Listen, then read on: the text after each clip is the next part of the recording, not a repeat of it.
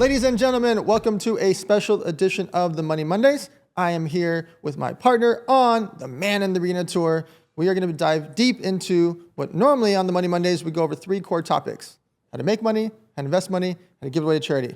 That's not happening today. We are talking about one thing, one general concept only, which is why are we filling up an arena with thousands and thousands and thousands of individuals, and then why are we taking it to Miami, Phoenix, Dallas, New York, maybe international? Why are we doing this? Why are we so passionate about it? And I picked the perfect person for it because, let me give you a quick backstory before I let him let loose. The last 3 years, I've had this idea stuck in my head. And it's, you know, when you have like the notes in your phone, like one day I'm going to do this, one day I'm going to do this. Well, I had this concept for Man in the Arena. And I was sitting on this couch. Just got this big mansion in Miami. We're hanging out all day long. My baby's in there. Everyone's in there. And all of a sudden, I just look at him like, oh, you're the one. And I didn't give him any context. And just clicked in my head, and I said, I want to show you something that's been in my phone, because he was about to get back into events, because he's thrown events for the last 13, 14 years. He's coached 70,000 men. And so who better to be the face and representative and the man in the arena for the Man in the Arena tour than the guy that literally coached 70,000 men over the years. So without further ado, I know I'm very excited and I'm rambling right now because it's the moment has come. We are not doing your normal podcast today. I want Garrett to just rip for the next 20 minutes about Man in the Arena, the concept, and why he said yes to me. Garrett J. White, go for it. All right. So the moment, that was a moment. We had all my girls. I got 4. Dan has new baby girl and Erica Thous. And it was a moment. Because I'd already been like, I had built the prompt from God for about a year to unify and put something together at a bigger scale that would lead to a global experience with men. There's so many people talking about men. There's so many people talking about them empowering men, at the same time attacking men. So when Dan presented the idea, I was already in before he presented. I didn't know what he was going to say next. And he said, Man in the Arena. The minute he said, I was like, yeah, no, that's it.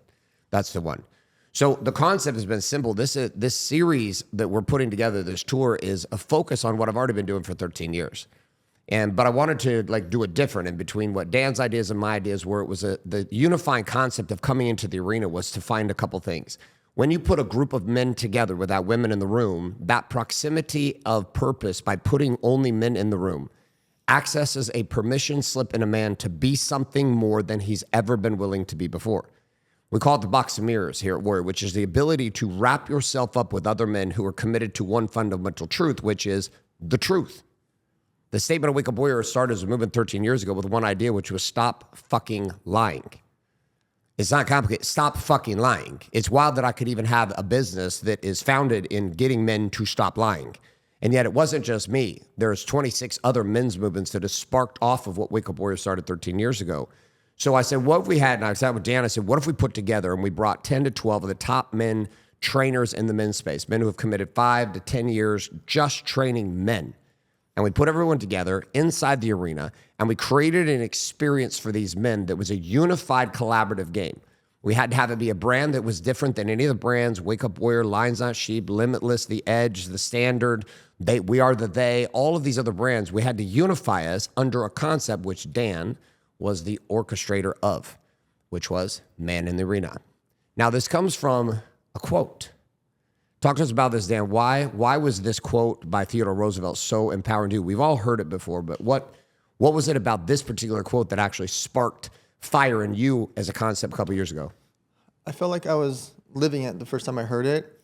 And, you know, we have different types of businesses and we've lived different types of lives, but all of us have our own different version in our mind of the arena. And mine is business mostly, and charity and that whole realm of it, and supporting so many people behind me, on the side of me, in front of me, and people that don't know who I am, strangers that I'm donating for charity.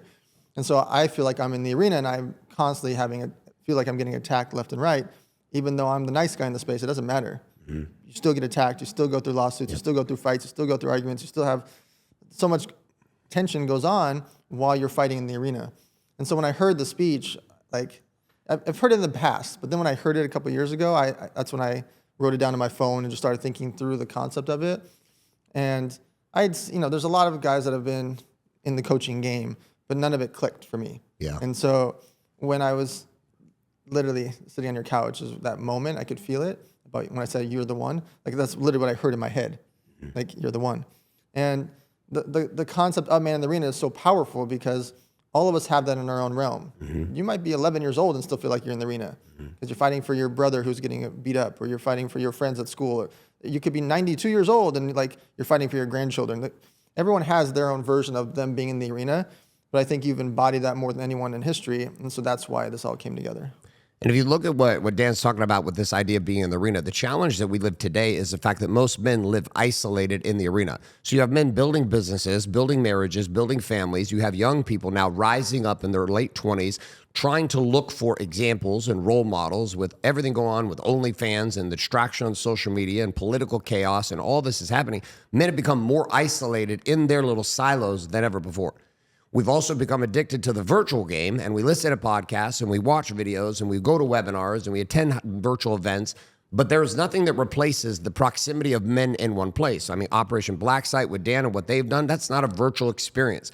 Wake Up Warrior for 13 years, our most powerful experiences were when men gathered.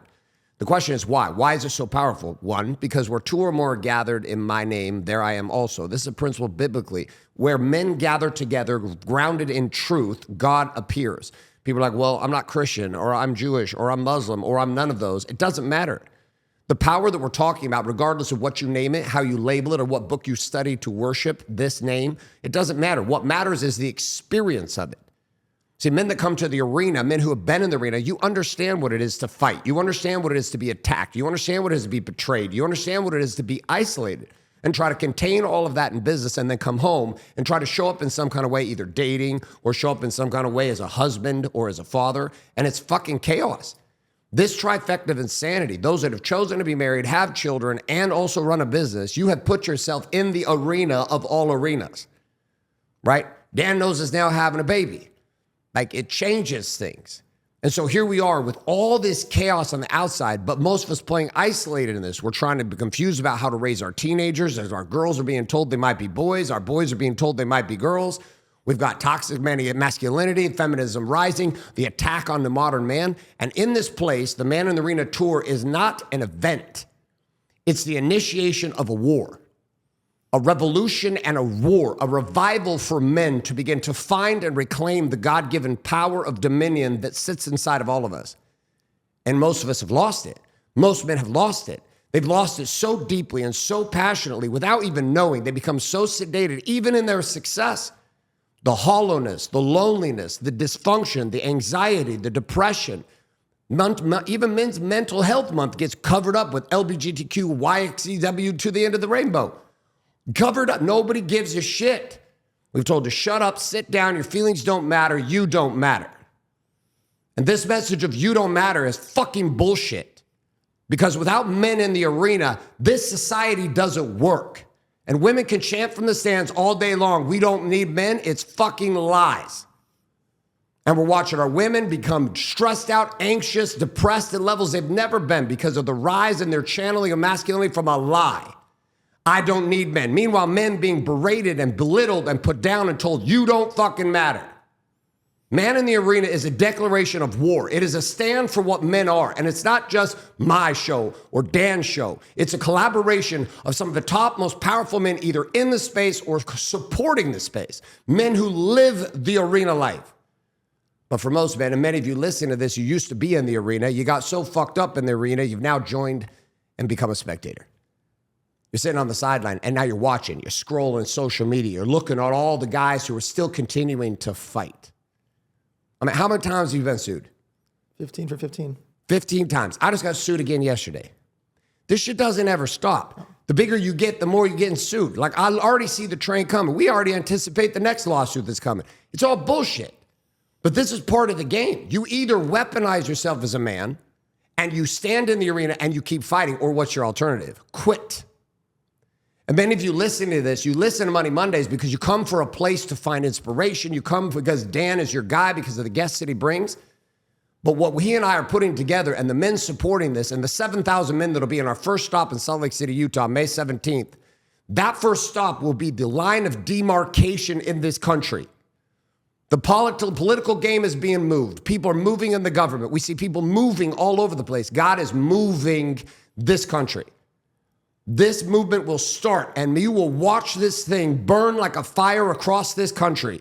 You will watch us run into 2026 as we do 12 to 18 of these same tour events. You'll watch into 2027 as this becomes stadium events that have not happened since the 1990s during the Promise Keeper movement.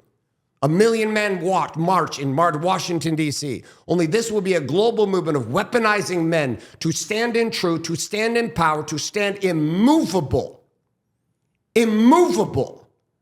in their marriages, immovable with their children, immovable in business, immovable with political chaos, immovable with persecution. And when a man stands in this place, immovable, life makes sense, because an immovable man can only be immovable if he stands on a foundation of the power of God. And truth is the access point to this. A man simply being in this room will activate truth. Marianne Williams has said that a man who was liberated from his fears, even the presence of this man, liberates others. This is why I run with Dan. I run with Dan. Why? Because this is a man of truth. This is a man who's not only in the arena, this is a man who continues to be in the arena. This is a man who gets used and abused by motherfuckers and still stands and fights.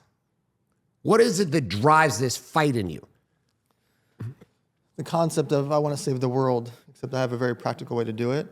And so I want to showcase to the world through live events, through my charity events, through the world's largest toy drive, to homeless backpacks for 16 years. I want to show 11 years of toy drives, 16 years of backpacks for the homeless.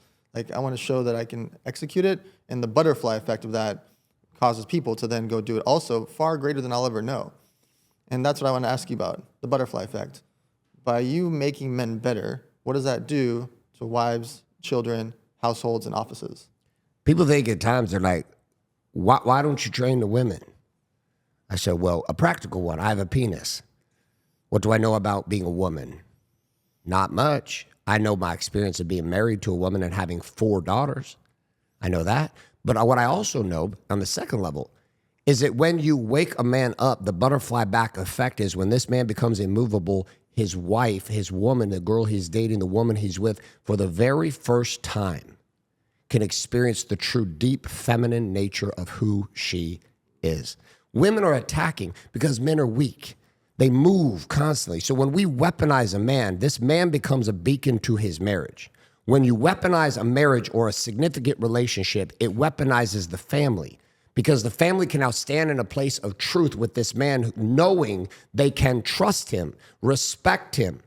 Most women have lost respect and lost trust for their men. And so they've attempted to rise to replace this man because he won't move. Because every time she does or says anything, he's fucking everywhere.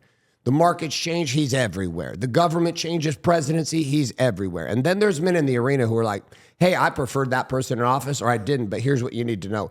I don't fucking care who's in office. I'm still going to fight and win. And this attitude affects everything. If you look at this, you change a man and transform a man. You transform a relationship and a marriage. When you transform a relationship, you transform a family. The family unit now becomes immovable. When the family unit becomes immovable, neighborhoods and cities become transformed. When you transform cities like Miami, when you transform these places, they transform states. And states tip countries, and countries tip the world. So it all starts with one man. 13 years ago, I turned on a camera. 11, 12 years ago, you decided to do toy drives. 20-some years ago, we both decided to be entrepreneurs. Yep. We made the decision to say, you know what? I'm full-time gladiator. I'm going to eat what I hunt. What drove the original decision for you to throw yourself in the arena as an entrepreneur? The efficiency of watching everyone else come and go. I was throwing these free events, the elevator night, my free events, throwing it 56 times now. And I watched what happened when I bring people together, the butterfly effect for them. People would invest in companies, people would do deals, people would date and get married. Things would happen when I brought people together. And so then I started throwing masterminds, then I started throwing bigger events, and I got a part of the Aspire tour, then I got a part of this tour, then I did the Limitless Arena with the Muscle, with Keaton, twice at the Maverick Center, where we had 5,800 men, 7,400 men, men and women in those attendees. And that's why I wanted to be there first. I wanted that to be our first place because I know that arena inside out. So what better arena to go to than Maverick Center? Like the arena that I've been there twice already and brought in, 12, 13,000 people the last couple times. And so ultimately, it all stemmed from efficiency. I knew that if I could throw free events, then I could throw $100,000 masterminds, then I could throw $200 ticket versions, I could culminate people together. And if I did that, charity would happen, deals would happen, relationships would happen. Literally babies were being made at these events. Like things would happen from me bringing people together. And so that's why I'm obsessed with it. I threw 42 events last year. And now I just am obsessed with Man in the Arena. It's just stuck in my head so much that I talk about it every single day. And I still have other events going on, but all I think about is this tour because of how impactful it is and how much passion you have for it. It is going to shake this country. Like, I need you to understand. Don't listen to my words. Listen to the energy you feel from us. Don't get wrapped up in what appears to be hype to some of you. I can promise you this is not fucking hype for me. I've been blooded in this game for 13 years, leading over 70,000 men personally. Not people that watched my videos. Not that I had 200 million views. Fuck 99% of your views. Or 21-year-olds from some country that doesn't matter. I've led men, powerful men, entrepreneurial men, men who were in the arena and were getting destroyed. Men who found themselves wounded and limped and bleeding, sitting in the stands, losing their marriages, losing their businesses, losing their lives because they had no one to lean on and run with. We've run hundreds of events in the last 13 years, 3,000 man events, 2,500 men events. We've run many workshops, seminars, boot camps, you name it, we've done it. And now coming back with the Man in the Arena Tour, unified with the top men's movement makers in this space who have committed their life, their calling, their souls to the ministry of men. Some people call this a ministry. It is. Is it a religion? No. Is it a church? No. It's a band of men who give a fuck about the liberation of men because they know the effect and the butterfly effect on humanity. You can try to change political things, you can change laws and rules, but if we don't transform men, none of it will matter. And so unifying with Dan has been like the perfect business partnership of all time. I said I wouldn't go into partnership with anyone again after my last partnership 13 years ago. I was like, I'm not going to fucking do it. For the first time in 13 years, not only was it a yes, it was a yes right now. And every day that goes by, the way he and I are running this, weaponized by God, it is insanity, the attraction, the attention, and the natural primal desire for speakers and businessmen and entrepreneurs to promote, to support, to attend this event because everyone's feeling it. It is more than just an event. It is a declaration of war. And men who feel this primarily, we invite you to go to maninthearenatour.com. Get your ticket, bring your brothers, bring your sons. Come and put yourself in the arena, weaponized, all in black, Man in the Arena t-shirts for an experience that will blow your mind, awaken your soul with not just music and hype, but tools and tactics and training that will put you back on track. If your life is shit, let's get it to good. If it's good, let's get it to great. And if you're great, well, then it's time for you to lead. And the greatest way to experience the activation of your divine leadership is to put yourself in the arena with men who lead full time. Brothers, it's time to get out of the stands. It's time to get back in the arena. And if you're wounded, you're coming. If you're in the stands and you've sedated, you're coming. If you are weaponized and bloodying the game in the arena, it's time to take your crown off for a second and come renew and rejuvenate your soul with us. maninthearenatour.com, May 17th, 2025, Maverick Center Arena.